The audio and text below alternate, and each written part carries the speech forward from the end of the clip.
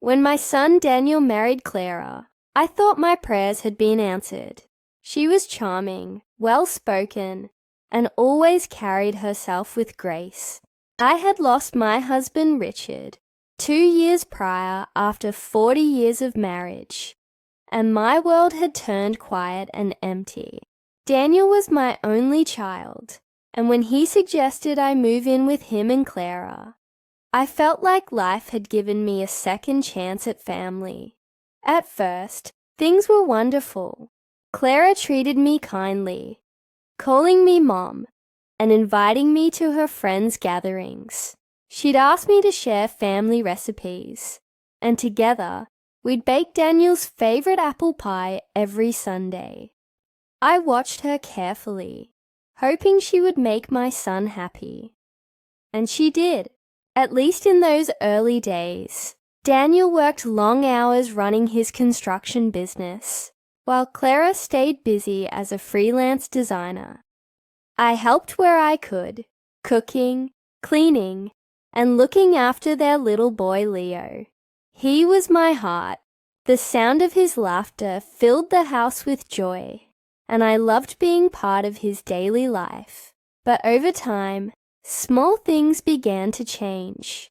Clara started buying expensive clothes, then designer handbags, then a new car.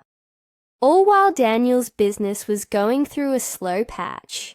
I never questioned her spending habits, but I could see the strain on Daniel's face whenever the bills arrived.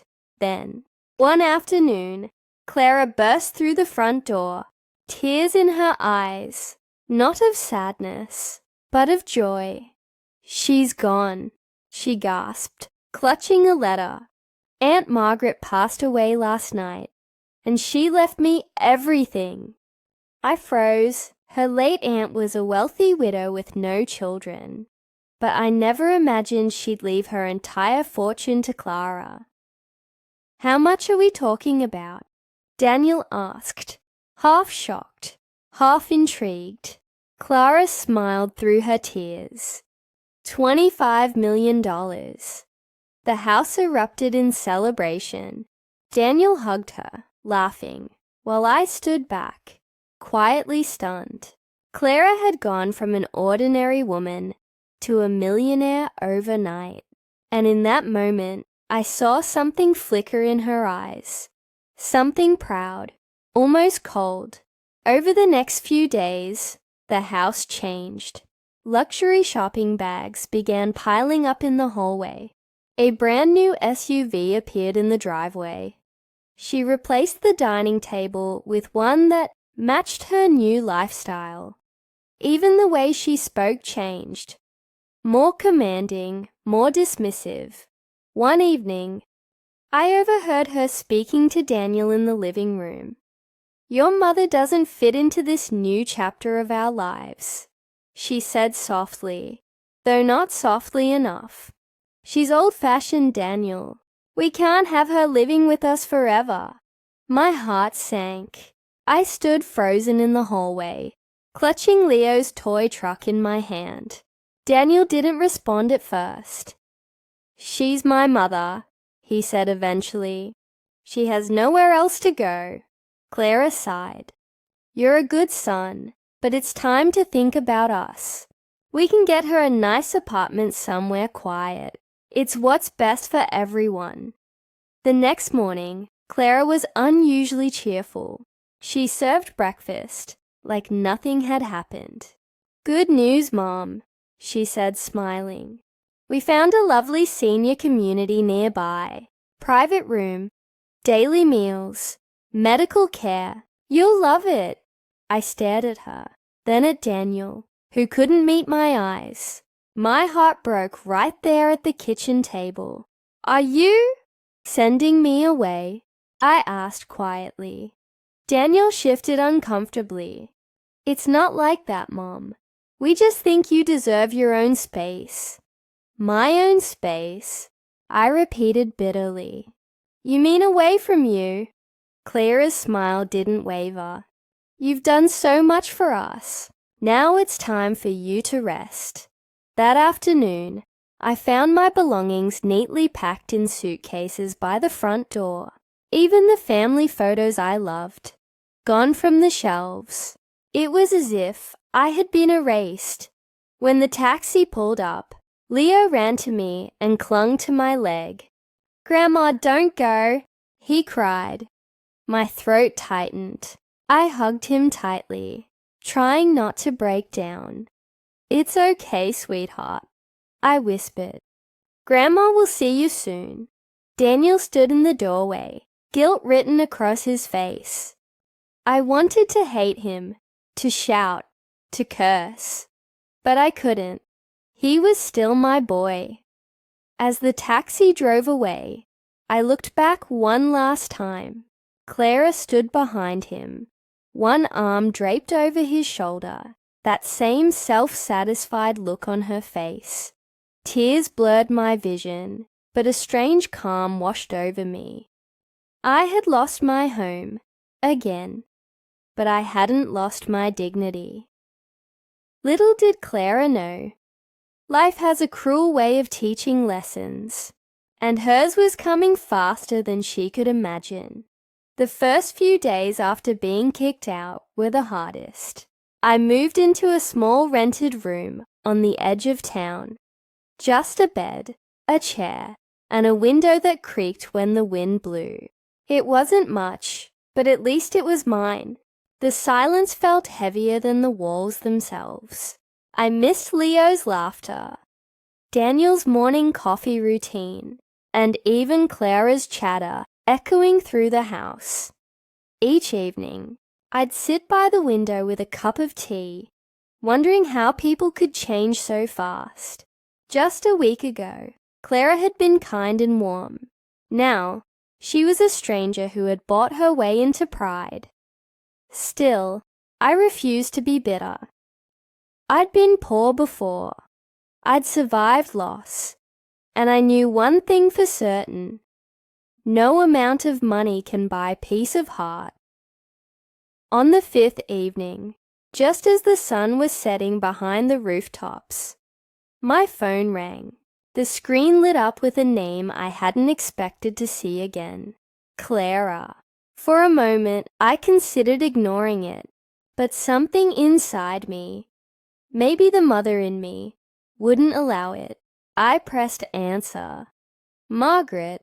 Her voice was trembling, raw. "Please, I need your help." My heart thudded. "Clara, what happened?" "It's Daniel. He's in trouble. Please, just come. Please." Before I could ask more, the line went dead. I threw on my coat and called a cab. My mind raced the entire ride. Had there been an accident? A fight? When I reached their neighborhood, the scene that met my eyes was chaos. The once grand house now looked like a storm had passed through it. Police cars lined the driveway, and the security gate hung open, broken.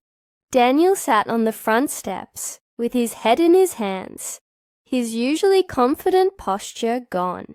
"Daniel!" I rushed toward him. "What's going on?" He looked up at me, eyes red and hollow. "Mom, everything's gone." Before I could speak, Clara came running from inside. Her expensive silk blouse was wrinkled, her makeup smeared with tears. "They took it all," she cried. "Everything. The money, the accounts. It's gone." I was speechless. Through sobs, she explained. After receiving the inheritance, she had been approached by a group of investors, promising quick returns. They said they could double her fortune through luxury property projects and offshore holdings. They spoke smoothly, wore suits, carried fancy business cards. She thought they were legitimate, but they weren't. Every transfer, every deal she made, had gone straight into their pockets. By the time she realized it, the bank had frozen her remaining assets due to suspicion of fraud. And since Daniel had invested part of his business funds into her ventures, his company accounts were also locked. They were broke. 25 million, she whispered, collapsing onto the floor. All gone in 3 weeks. Daniel's voice cracked. We don't even have money for Leo's school fees, Mom. The air felt heavy with regret. I wanted to say, now you know how it feels to lose everything. But I couldn't. The mother in me wouldn't let me. Instead, I placed my hand on Clara's shoulder. Crying won't bring it back, I said gently. We need to think clearly. Clara looked up at me confused. What can we do? It's too late. Maybe not, I replied. But first, you need to stop panicking. You can't fix anything while you're falling apart. Over the next few hours, I did what I'd done my whole life. I took charge quietly. I called an old friend from church who worked at the local bank. He agreed to help review the financial records and connect Daniel to a legal advisor. I contacted the police fraud division to report the scammers. Then I went to the kitchen, the same kitchen where I had once been told I didn't belong, and began making tea. It was almost ironic. After being thrown out like a burden, I was now the one holding the house together. As I placed the teacups on the table, I caught Clara staring at me. Her eyes were red and swollen, but her voice was small, almost childlike. Why are you helping us? After what I did? I smiled faintly. Because family isn't a transaction, Clara. You don't stop loving people because they make mistakes. You just learn where to draw the line. She broke down completely then, sobbing into her hands. I was blinded by money. I thought being rich would make me better than everyone else. I'm so sorry, Margaret. I was so wrong. Daniel reached across the table and took my hand.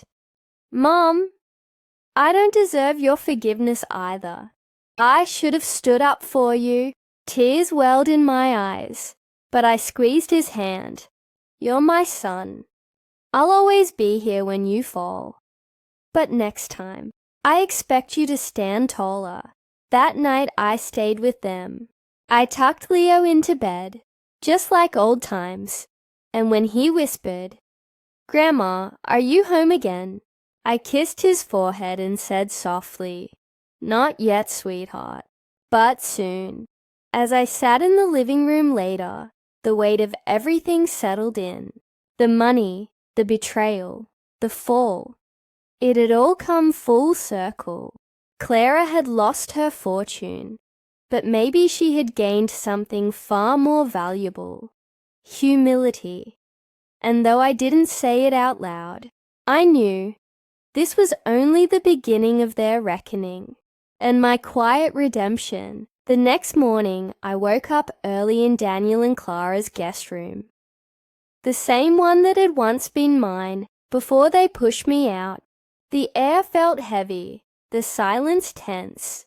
From the kitchen, I heard Clara quietly talking on the phone, her voice subdued and tired.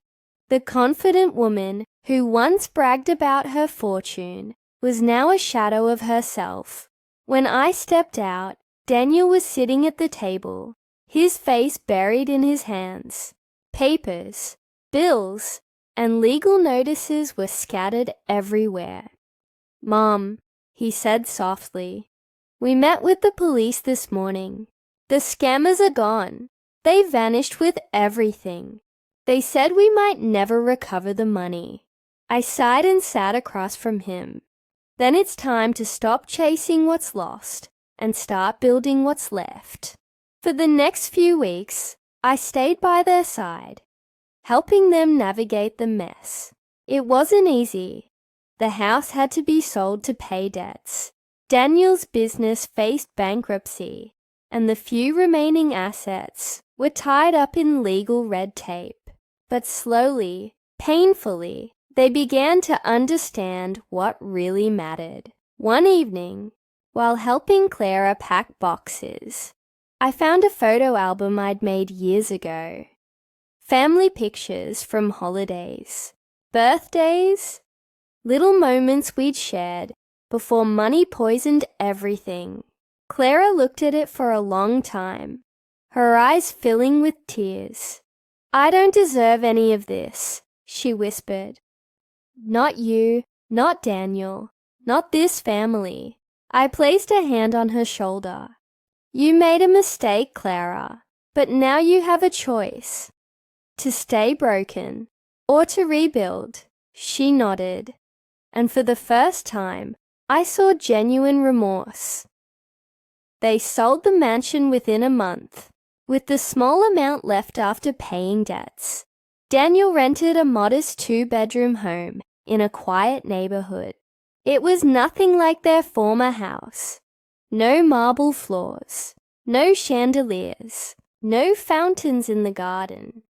But there was warmth there, the kind that comes only when pride has burned away. Daniel found work managing a small